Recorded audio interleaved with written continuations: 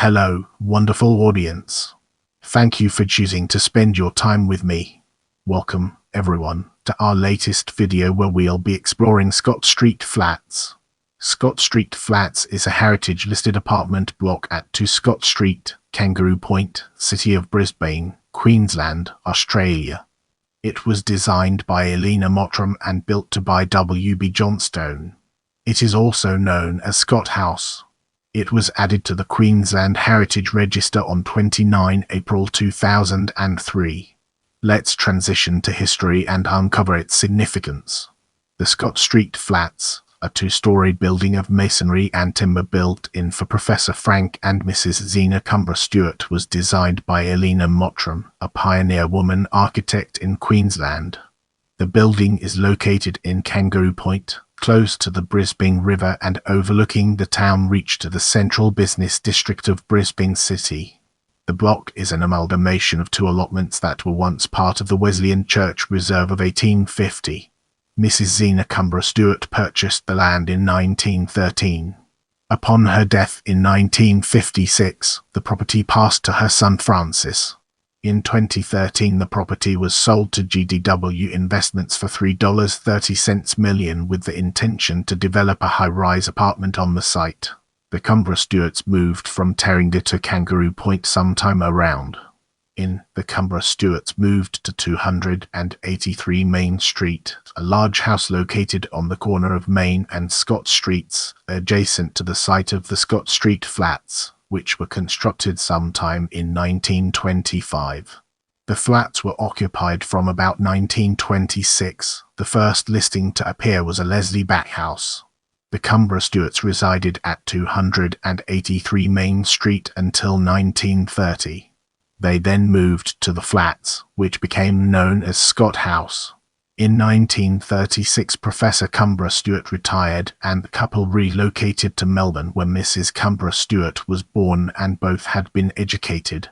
Queensland government legislation of 1920 that increased the rating powers of local government and resulted in a doubling of general rates may have provided the impetus for the Cumbra Stewarts to develop the block.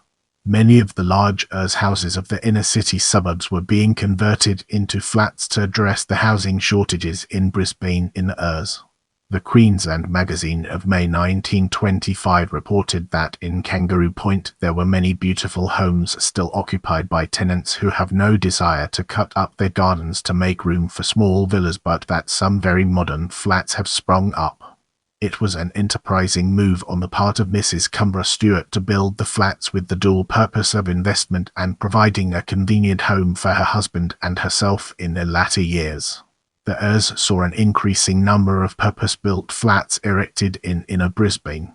Tender notices in the Architectural and Building Journal of Queensland indicate that the number of new flats being constructed grew steadily in the early to mid-years, reaching record levels in 1929.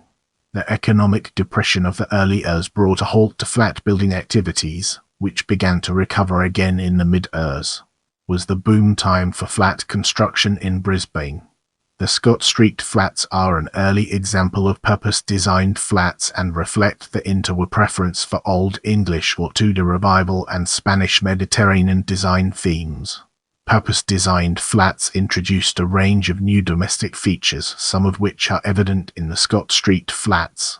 The amount of built-in storage is a significant feature. The kitchen, bathroom and bedrooms are all equipped with sensibly detailed, space-efficient units. A maid's bedroom was a feature of many of the more prestigious flats. The Scott Street Flats are carefully planned to enable back-of-house movement between bathroom, kitchen, laundry and maid's room on the southern side of the building, whilst maintaining formal living spaces and bedrooms orientated to the north and to city and river views.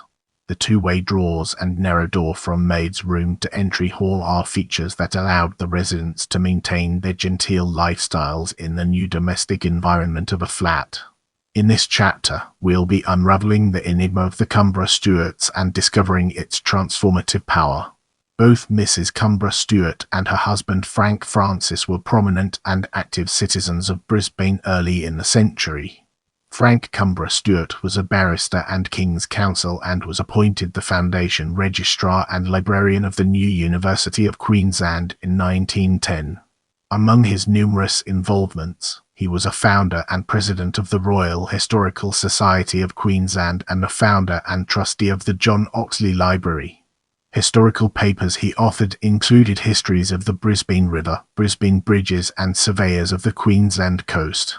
In 1926 he became Garrick Professor of Law at the University of Queensland. Mrs. Cumbra Stewart was equally active. A deeply committed evangelical Anglican, she was an executive member of the Australian Red Cross in Queensland for 22 years, was an original member of the Mothers' Union and its president for 9 years and president of the National Council of Women of Queensland for 9 years. She helped found the Queensland Social Service League in 1931 to cope with problems related to the Depression. Other societies she was involved with included the Mothercraft Association, the Travellers' Aid Society and the Shakespeare Society. Zena Cumbra Stewart was the first woman to speak from the platform of the Brisbane City Hall and had early involvement in educational broadcasting. With that being said, let's now move on to Elena Mottram. Women who were first to enter the architectural profession were restricted in their ability to attract clients, especially in the corporate sector. Women did not have access to the mysterious but often profitable workings of the Old Boy Network. Women did, however, begin to develop their own associations. There is also a likelihood that as women architects became more senior, they formed connections with other influential women, particularly those involved in welfare and church work, through their membership of the various Melbourne women's clubs. It is likely connections such as these that brought Zena Cumbra Stewart and Elena Mottram together as client and architect in the mid-years. Certainly, Mrs. Cumbra Stewart was a member of the Lyceum Club in Brisbane, and it appears that she took responsibility for most of the family's financial dealings. Elena Mottram was born in 1903. The only child of building contractor Arthur Mottram, she had early encouragement to become an architect. In 1924, she was the first woman in Brisbane to open her own architectural practice. The Architects and Builders Journal of Queensland reported, "Brisbane has at last a lady architect, in the person of Miss Elena Mottram, of Nunda, who has commenced the practice of her professional in the T&G building. We offer congratulations on her recent successes at the Technical College and trust that she will get her fair share of support." She was fortunate to establish her practice during the pre-Depression building boom in Brisbane. Domestic commissions formed the basis of her early work, but she went on to have a long and varied career in architecture. In fact, of the small group of 9 pioneering women architects in Queensland, that is, those practicing before World War II, Mottram was the only one to pursue her architectural career for the full length of her working life. She taught building construction at the Brisbane Central Technical College and from 1926 was a sole practitioner in the central western Queensland town of Longreach. In Longreach she designed a number of houses and public buildings including the Masonic Temple and Longreach Motors, and remodeled the AW Hall and the School of Arts. In 1937 she was in partnership with her father in Rockhampton as an East Mottram contractor and architect. One of their major jobs was the Longreach Hospital, and in 1940 she was foreman of works on the first stage of construction of this building, which was designed by Hall and Phillips. During the Second World War she worked as a draftswoman in the American Army Engineering Office in Rockhampton. Later, as a Queensland Railways architect, she designed the new Eagle Junction railway station. A residence in Corinda and the Scott Street flats are the only known remaining intact examples of her work in Brisbane. Get ready for an exciting part as we dive into description. Scott Street Flats is a 2-story, timber and masonry Tudor revival building located overlooking the Brisbane River at Kangaroo Point. The building contains 2 flats, each occupying a full floor with identical floor plans. Almost square in plan, the building has a pyramid-shaped, terracotta-tiled roof with overhanging eaves. It is constructed of red-face brick at ground level and has a half-timbered appearance at upper level, achieved through the use of fibro-cement cladding with timber cover strips. The plain exterior of the building is simply elaborated with arched brick openings at ground floor level, small panels of timber lattice and a timber corbel between the two floors. The western elevation facing the river has 4 faceted bay windows and downpipes with prominent rainwater heads at each end. Entry to the flats is on the eastern side of the building. Timber stairs led to an upper-level entry porch enclosed in timber lattice. A similar enclosure is located under the stairs, providing access to the ground floor flat. The front door opens into an antechamber which narrows to become a hallway. To the left of the front door is a small door opening from the former maid's room. The hallway terminates in a vestibule, shaped as a square on 45 degrees, with doors on each of the 4 sides leading into various rooms.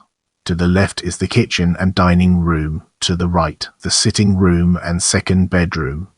The main bedroom and bathroom are located off the hallway. An enclosed porch is found on the northern side of the bedrooms, connected by half-glass French doors. A service area and back stairs are located on the southern side of the kitchen and bathroom and provides access between the former maid's room, bathroom and kitchen. There are timber floors and linoleum throughout, and interior walls and ceilings are lined with fibro-cement with timber moldings. The sitting room and dining room have a narrow plate rail and the ceilings are decorated with a simple grid of flat timber cover molding. Some early light fittings and linoleum remain. There are generous amounts of built-in storage in all rooms. An entire wall of the kitchen contains a variety of cupboards, drawers and pantry spaces. One set of drawers operates in both directions between the kitchen and adjacent dining room. These drawers sit within a carefully designed storage unit of timber and glass that faces into the dining room. Windows throughout are generally multi-paned casement windows, and doors are timber with 3 panels and high mid-rails, with original hardware throughout. Multi-paned glass French doors are located between the dining room and sitting room and between the sitting room and porch. The bathroom and kitchen have timber ventilation panels, original features such as a cast iron, clawfoot bath and porcelain enamel sinks and a painted concrete floor.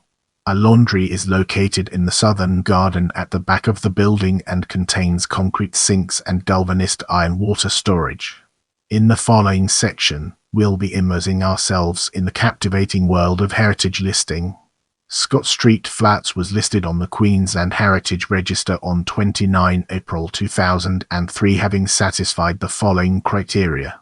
The place is important in demonstrating the evolution or pattern of Queensland's history. Scott Street Flats, a 2-story building of masonry and timber built in, is historically important for its association with the entry of women into the professions in Queensland, particularly into the architectural profession. Scott Street Flats is important in demonstrating the inter-residential development of Brisbane when flats appeared in inner-city suburbs, increasing the density and diversity of the city's housing stock. The place demonstrates rare, uncommon or endangered aspects of Queensland's cultural heritage. Scott Street Flats demonstrate rare aspects of Queensland's cultural heritage, as there are few surviving intact examples of the work of pioneer woman architects in Queensland. The place is important because of its aesthetic significance. The building has aesthetic significance as a well-designed example of an early purpose-built flats building in the Tudor Revival style. The place has a special association with the life or work of a particular person, group or organisation of importance in Queensland's history. The Scott Street Flats have a special association with the work of Elena Mottram, the first woman to open her own architectural practice in Brisbane and Queensland's longest practising woman architect. The Scott Street Flats also have an association with Professor and Mrs. Cumbra Stewart, prominent citizens of Brisbane in the Ers and.